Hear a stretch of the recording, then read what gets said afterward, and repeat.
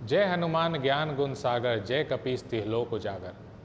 जय हो हनुमान जी की जो ज्ञान और गुण के सागर हैं। यहाँ सागर शब्द यूज़ किया है। सागर बहुत गहरा होता है, तो यहाँ पे हनुमान जी का ज्ञान बहुत गहरा है। तुलसीदास जी बोल रहे हैं हनुमान जी का ज्ञान बहुत गहरा है, सागर की तरह गहरा है। सागर का एक और गुण होता है, जब आप सागर के किनारे बैठोगे तो बहुत सारी लहरें आती हैं। उन लहरों को कोई गिन नहीं सकता, अनगिनत होती हैं।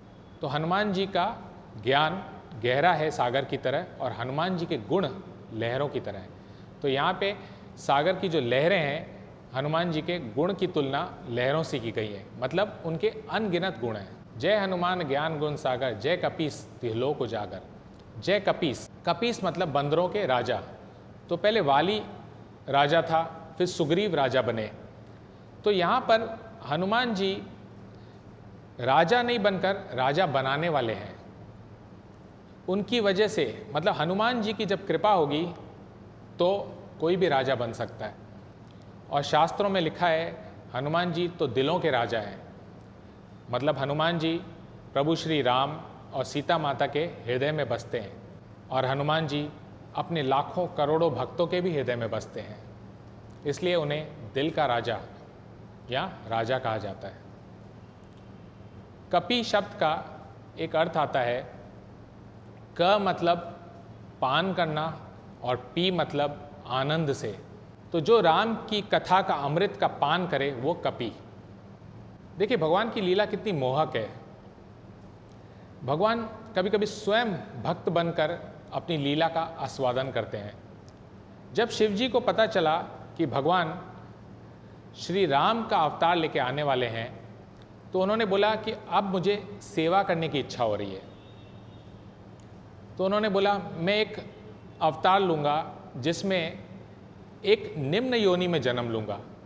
मैं मनुष्य या देवता नहीं बनूँगा, मुझे अहंकार नहीं चाहिए। मैं एक बंदर की योनि में आऊँगा और श्री राम की सेवा करूँगा। इसमें मैं ब्रह्मचर्य का भी पालन करूँगा ताकि मेरी सेवा एक निष्ठ हो। तो जब पार्वती माता ने ये सुना तो उन्होंने बोला मुझे भी सेवा का मौका दीजिए प्रभु। तो पार्वती माता जी ने बोला कि मुझे कम से कम हनुमान जी की पूंछ बनकर सेवा करने दीजिए।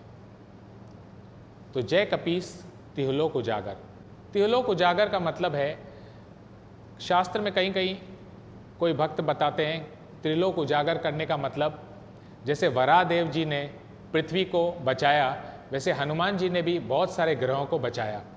एक बार क्या हुआ, ब्रह्मा जी के कमंडलू से कुछ ग्रह गिर गए, तो हनुमान जी ने उन ग्रहों को बचाया था। और कुछ भक्त ऐसे बोलते हैं उजागर मतलब ज्ञान से भर देना। तो हनुमान जी तीनों लोकों को ज्ञान से भर देते हैं, तो तीनों लोक उजागर। तो हनुमान जी का ज्ञान तीनों लोकों को प्रकाशित करता है। जैसे शास्त्र में एक श्लोक आता है, तमसो माह ज्योतिर्गमय। बहुत सारे स्कूल्स में ये लिखा रहता है कि हमको तमस से ज्योति में लेके आओ, मतलब मुझे अविद्या से विद्या में लेके आओ, मुझे अज्ञानता से ज्ञान में लेके आओ। तो हनुमान जी सबको अज्ञानता से ज्ञान में लेके आते हैं।